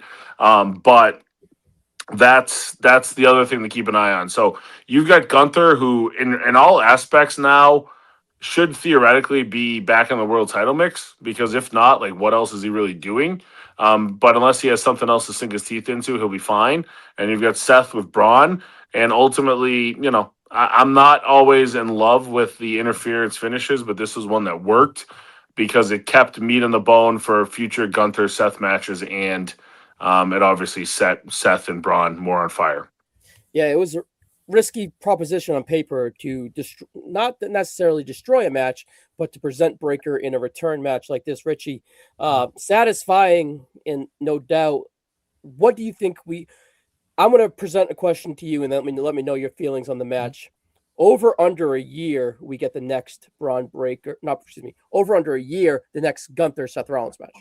I think we get it this year, later this year. I think match.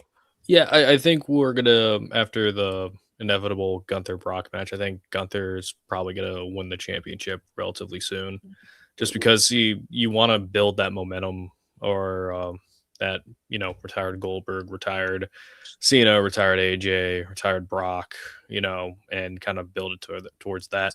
I really enjoyed the match. I really thought that the finish was really clever, because I thought it would be cool if like I did a preview with Macho, shout out Macho, and I said I wanted the finish to kind of be like, the choke, but then he hooks the shoulder, because that's what Gunther does. He'll pick apart like your weak point and then use it against you. And I didn't think the Braun interference was really that necessary. Like, it worked, like, don't get me wrong, but I think like the bad shoulder was enough of a story to kind of tie the whole matchup together, because Gunther was the better man, because he was just more healthy than Seth at that point. And then you could have done the Braun thing after, or you could do it like at the night after WrestleMania to kind of tie in that Braun joined Seth last year at the night after WrestleMania, and then he returned night after WrestleMania to take out Seth. But I really enjoyed like how everything kind of broke down. I think one, not like criticism, because now every match has it, is like it got a little finisher heavy. Where it's like, the power bomb on the apron, power bomb on the announce table, stomp on the announce table, and then just kind of going on from there. But other than that, it's like, again, very enjoyable. Again, that's a slight nitpick on my part with the finisher kind of deal, but I really like the physicality of it. It's not very often you see Seth Rollins kind of like in a brawler state, and I think he does very well in that role. And he's like a chameleon. Like, any style that he's up against, he'll be in there flawlessly. All right, how fucking sweet is this fucking picture? Now, unfortunately, there's no Kendra Lust in it, but I think that it is like maybe there is if you look close enough. She might be in the crowd somewhere. Seth probably is, but yeah. But this is like the personification of what Braun Breaker is. Like, he really is on that tier that we were talking about earlier. And honestly, I feel that he has the most upside from an Oba, from a Trick, and even a Fatu, if we want to pigeonhole him here for the conversation, just based off athleticism and natural charisma. Unreal. And of course, at the end of this, we see him at the top of the ramp with Paul Heyman. No Paul Heyman in the vision, because they were taking the loss. What a strategic guy that. And they were opening the show, right? Yep. And he'll do the opener if it's Brock or Roman, right? Right, but not with Logan, not Logan Paul and Austin Theory. And I show speed. Not when they're taking the L, right? So I thought that was funny. But he embraced them. He's back in his good braces. And you never want to see an injury, but I feel that the Vision is in an interesting spot now, and where they're extremely needy for a breakout star, and that neediness in presentation and freshness of Braun Breaker returning really should help the group, but ultimately propel Braun Breaker into the number one guy above the four that we kind of keep bringing in and out of the conversation as well. So, man, unreal. And the crowd was howling for another round 2 spear, 3 spear from it, right? And Rosenberg even said that ramp was 75 yards in the pre-show. I didn't watch much of the pre-show, but I caught that. So, yeah, sprinted 75 yards and then just delivering a spear. I don't know. I can watch Braun Breaker any day, right? So, unreal. All right, Chad, this one is a brutal. This is probably the absolute gripe from you, and it's really comes down to the lack of time. They chewed out a lot of it, and you have to think they feel like it feels it. But in 9 minutes, Liv Morgan defeats Stephanie Vaquer, and I think Cole at the end of it said, "What a great run for Vaquer." Was it? No. When I previewed this match, I think she defended the title a handful of times against Raquel 2 or 3 times and against Nikki Bella 2 or 3 times. I understand she may have had some quirks, but yeah, she was champion since WrestlePalooza, but her stock was much higher at WrestlePalooza. Is that indicative on her, or is that indicative on the company? I'm pretty sure it's the latter, but she's going to survive. This isn't Tiffany Stratton where it's her high point, even though I think Tiffany will be back as well too. But this is not, I don't know, if you're her, you can't be satisfied with what this was. This, Chad, I'm going to leave with you. This has to be your final gripe. Yeah, this I thought was a real disappointing match, and then just the presentation was all wrong. I don't even think it was 9 minutes. Is that what? Because I thought it was like 7. I could be okay. I think people are saying it was either 9 or 7 minutes. Yeah, I saw like 8:15 or so. Okay, yeah, yeah. I mean, this honestly felt like your random, Raw, second hour match to me. Like there was no, I mean, Liv Morgan's entrance. I don't know. It didn't hit for me. So, she's somebody that I struggle with anyway. But so that could be part of it. But I didn't like the entrances here. I thought the presentation was all wrong, and I just thought, this wasn't something that necessarily for me, like I was, clamoring and couldn't wait to see this match, but I was cautiously optimistic that, maybe it's a world title match, give them what you anticipate that type of time is going to get on a show like this, or it's going to be something completely out of left field. I mean, like you have your extremes, you have like the Sheamus, Daniel Bryan stuff, right? Or you have your Goldberg, Brock Lesnar 5-minute balls to the wall sprint. This felt like, neither of those, like what a traditional world title match you would anticipate, or something, really extraordinary. It just felt like they had kind of a very mundane back and forth match, and then that with interference, which was very annoying in this match, and very unnecessary, and then Liv wins, and that's that. So I thought this was a pretty big disaster in my opinion, just from a presentation standpoint, and was just bad. Like I thought it was lazy, bad strategic planning, and I'll just go ahead and lump it in here too. Like I know I need to get conditioned to, I guess, the ESPN Unlimited PLE presentation of things, but the flow here really hurt me because I was on a high off of the Gunther Seth match, and then when you have that commercial break, which for me, I said it sounded like I was firing up my PlayStation with kind of that like spacey music they were using that you were just like staring at for a few minutes, and then like the downtime to hear really hurt. And then you had a match like this that just felt like, all right, like I don't know what obligations they had, but did we have to do like the commercial break there? Yeah. Could we have not have added something to this to present? Because if you look, I mean, this show was 4 hours long, and the actual in-ring action, we're looking at like 85 minutes, probably. It was 88, yeah. I think. Yeah. So that's bad. I mean, that's yeah. Unfortunately, that's our normal now with the commercials and stuff. So that's something. I mean, like, you know, it's just funny. Like, we came retrospect because I had the opposite gripe last week where it was like, all right, now I'm staying up till 12:45 in the morning on a Sunday night. But you were getting. I mean, I'm a wrestling guy. Like, bottom line, I'm there for the in-ring action. So I'll take, you know, 160 minutes or whatever of in-ring action versus 88 for presentation. And like I said, I know that's kind of going to be going forward. That's something I think I'll get more conditioned to. But even compared to like the Peacock presentation where you have kind of, you know, those commercial breaks or whatever, this felt more substantial and like literally like 5 minutes you were just staring at a screen that said we're in a commercial break. Yeah.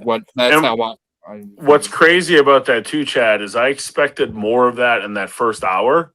And I feel like the first hour was like the cleanest hour when it came from a commercial standpoint. Yeah. So I don't know if they had like ground to make up, so it felt like that throughout the night.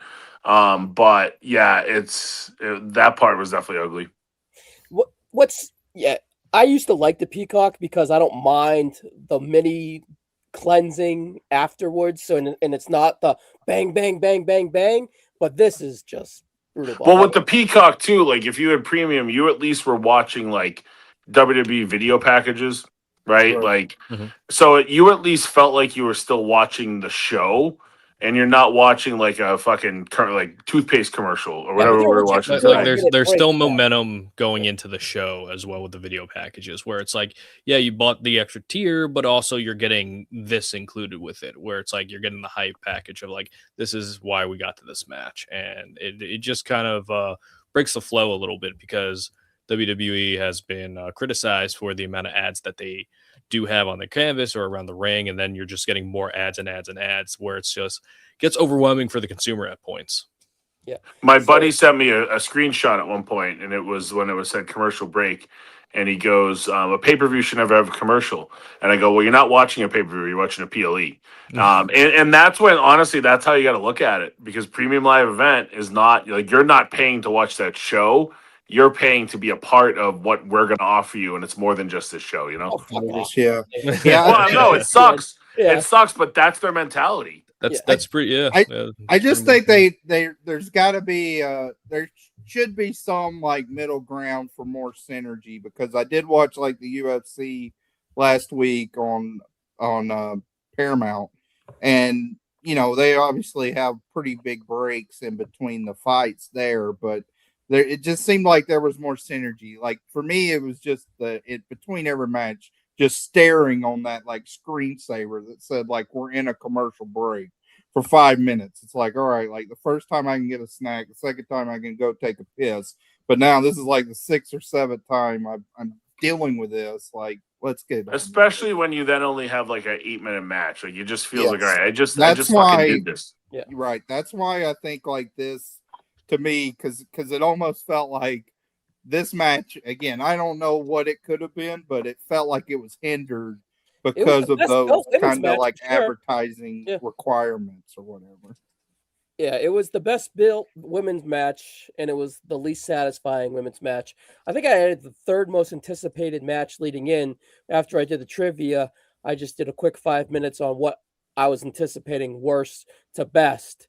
And I had this third over Fatu and Drew because they did do a good job of building in what this could be. And you thought you were going to get like a rapid cap fight.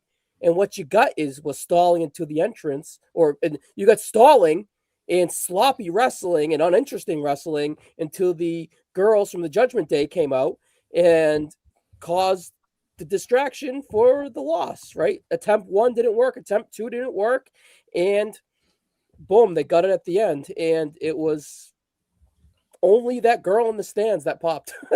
Like that Liv Morgan girl flipped the fuck out. And it was a miss, and it was unfortunate. I think Vaquer is good enough to overcome it, but she needs like a tweak. And it's not in-ring action because she can go, but presentation-wise, to make that in-ring action in their eyes more reliant on the in-ring action, if you get what I'm saying, for them to give her more confidence in that in-ring action, she needs a tweak with her presentation, and I can't put my thumb on what it is. I don't. I think there's two things that I want to take away from this match that were positive, right? One, she in an 8-minute match, you immediately think, oh, she got jobbed out. She did kick out of Oblivion once, which not a lot of people do, right? Like, and then she took it again after getting 3-on-1, right? And then I also like that at one point, while it was a clear 3-on-1 advantage, they still found the time to get Liv to end up landing on Raquel at one point, which I do think ultimately there will be a Raquel turn or a Liv and Roxanne turn one way or the other. But I think they kind of set the stage over the next couple of months of what's going to happen in this story. And I'll be honest, I don't think this story's done. I think we got another match out of these two coming, and that kind of plays back out of the 8 minutes of it. And I think maybe in a second match, maybe they do like a way that the Judgment Day is banned. They might have a better match. And I wonder, like, I mean, Liv has a big fucking bruise on her forehead. She's got 2 black eyes.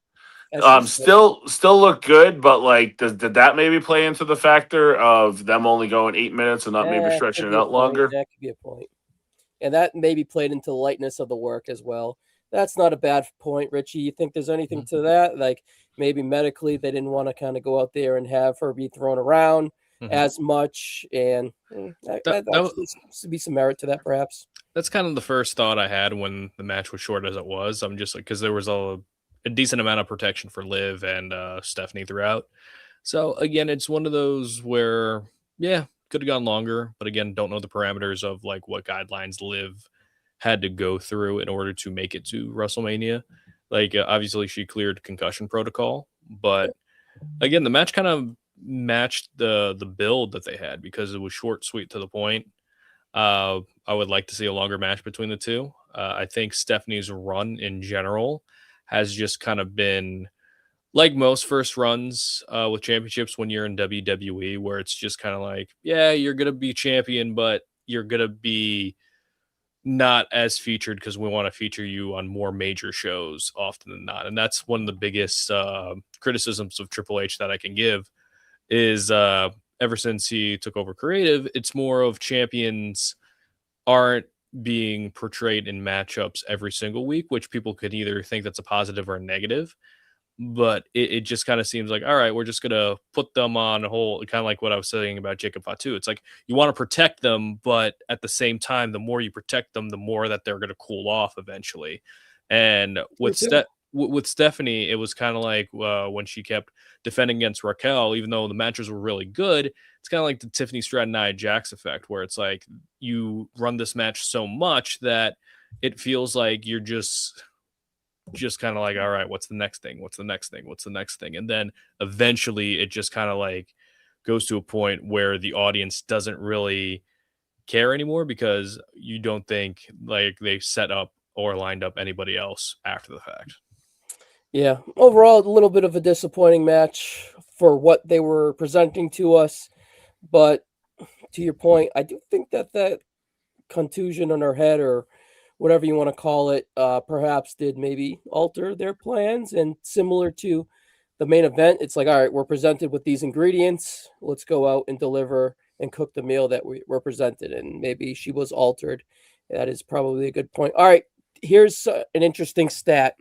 Night 1 in-ring time, WrestleMania 39, 1 hour and 57 minutes. Night 1 WrestleMania 40, 2 hours and 40 minutes. Mind you, that was a 45-minute Rock match. Night 1, WrestleMania 41, 1 hour and 45 minutes.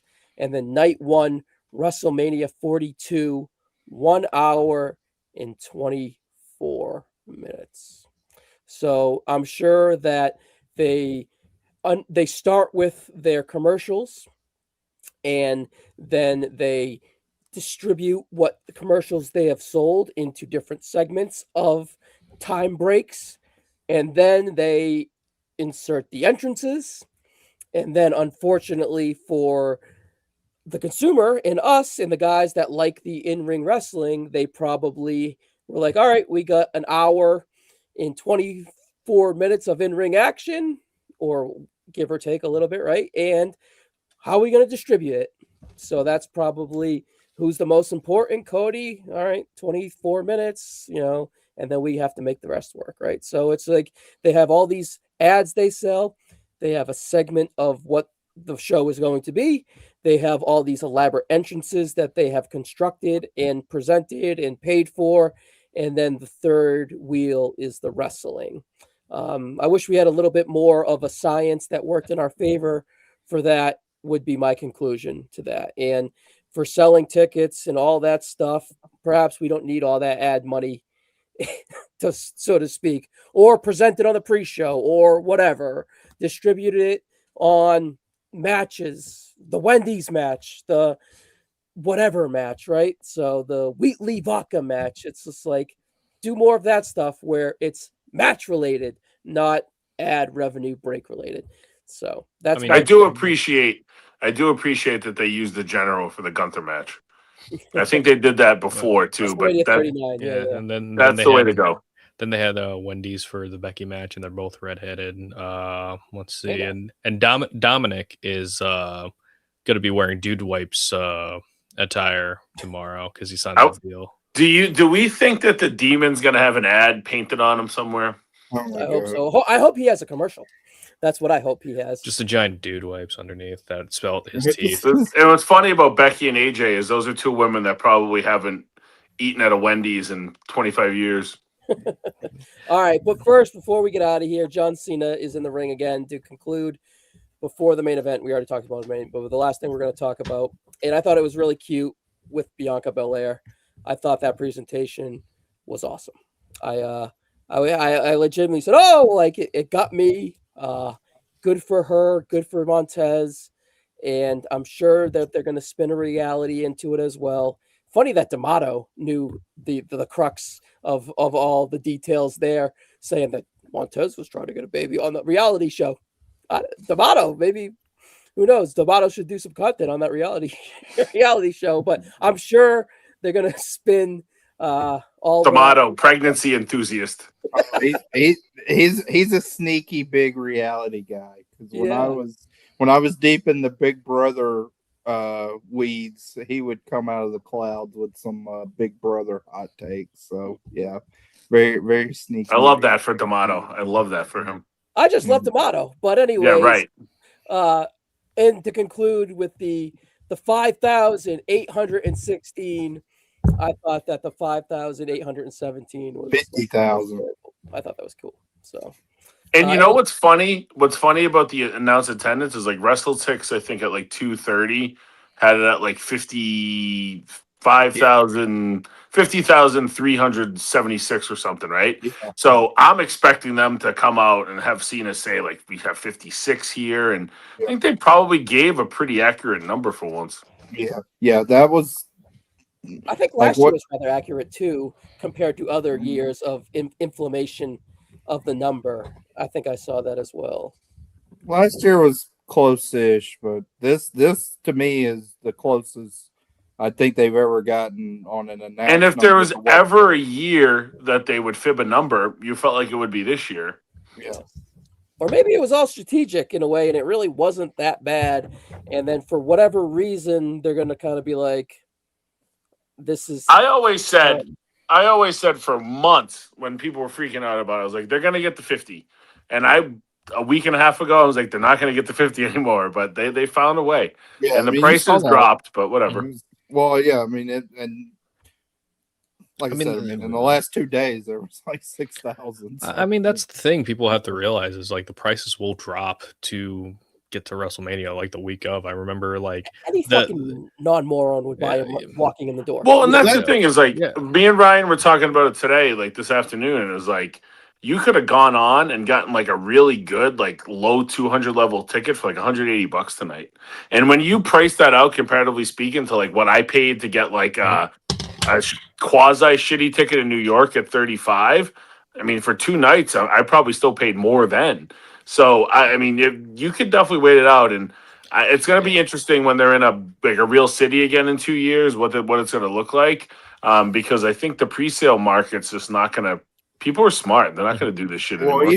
Even tonight they were pushing like the pre-sale of SummerSlam, and they were like, "Oh, here's the pre-sale date Thursday, and then if you have the Chase Freedom card, you get the exclusive like Wednesday." So. Even that, I thought, that'll be interesting to see because, I mean, if you're educated and like evaluating the market like this more than any other show, I think the typical fly-in crowd is pretty wise to it now. So the locals and stuff like that, first timers, those will be your pre-sale crowd.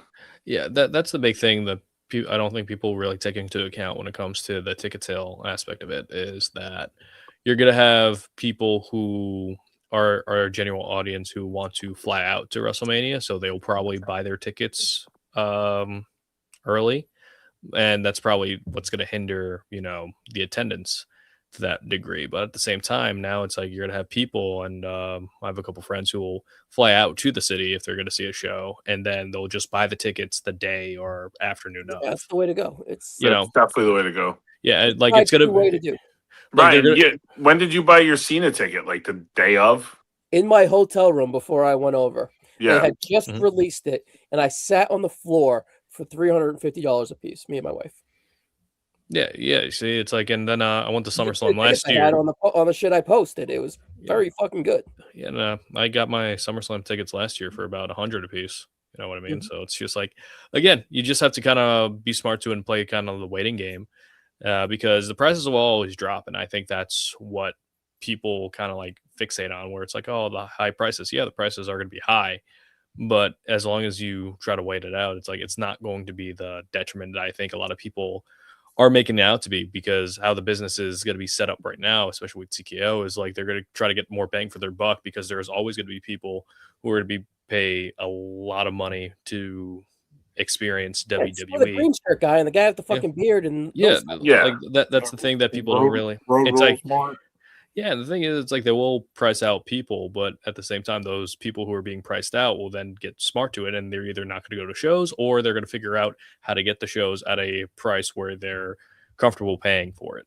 It's the TKO doesn't care about the attendance; they care about the bottom line. Yeah. Correct. This is like the least interesting conversation I think it is out there today. Yeah. It's stupid. And they probably had more. They probably had more people watch Mania. They probably had more people watch Mania tonight, at least in pieces, than maybe ever with the ESPN integration.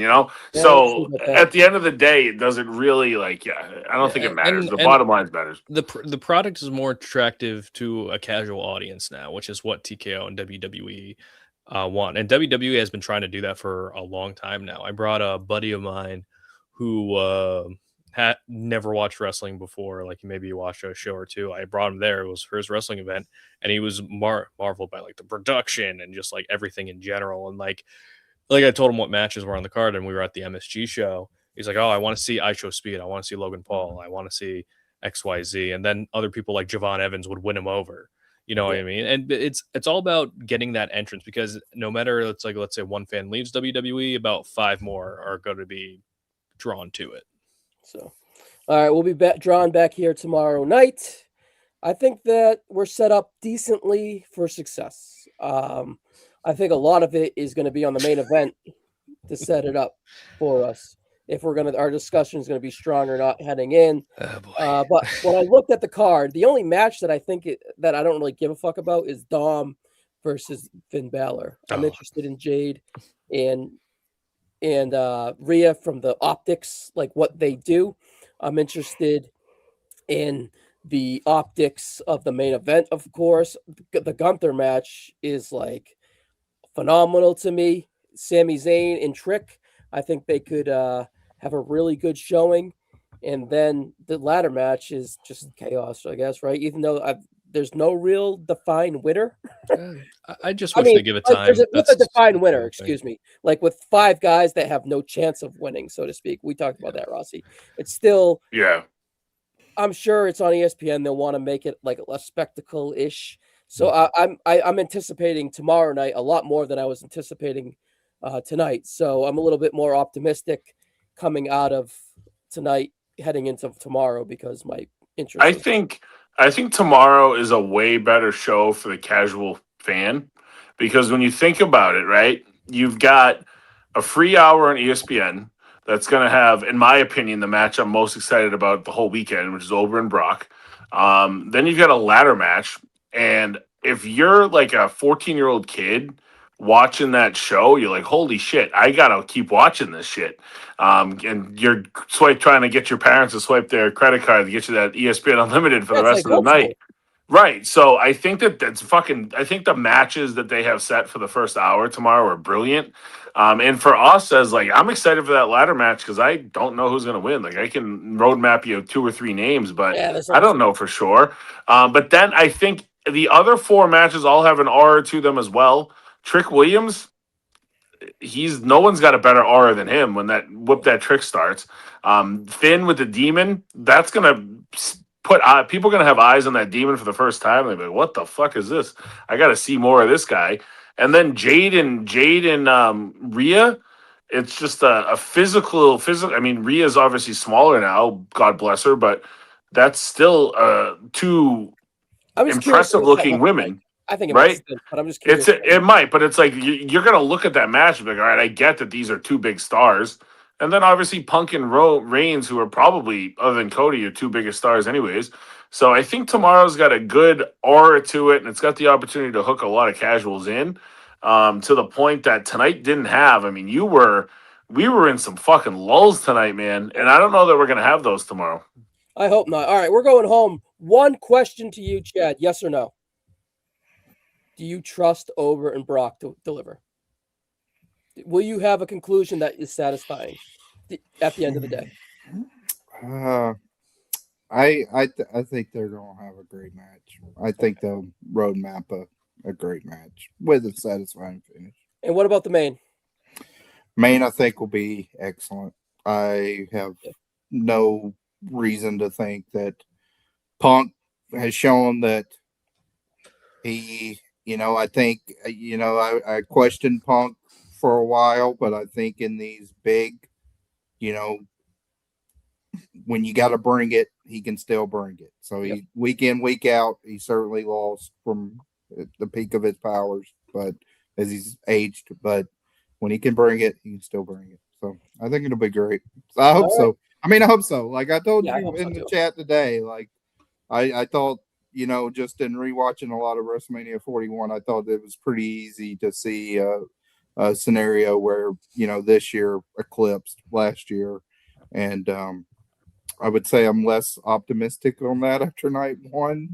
But yeah, maybe cautiously optimistic looking at night 2 and how they mapped it out. Yeah, and I think we look back on it as a whole. Hopefully, we're like, oh, night 1. Those were the matches that we thought were going to stink anyways. So who gives a fuck, right? So, all right, well, we're out of here. We went way too fucking long. We had a great crew just hanging out in the walls. Backfire. Numbers were up all night. So Chad, Richie, Mike, thank you. You guys are all back and ready for tomorrow night. But before WrestleMania, 4 p.m., I'm going to do it. We're going to do round 2 of the trivia. Yeah, so bring your brain. See what you got. Trent Williams is going down. He can't have a repeat champion. So, all right, guys, we'll check you later. Thank you.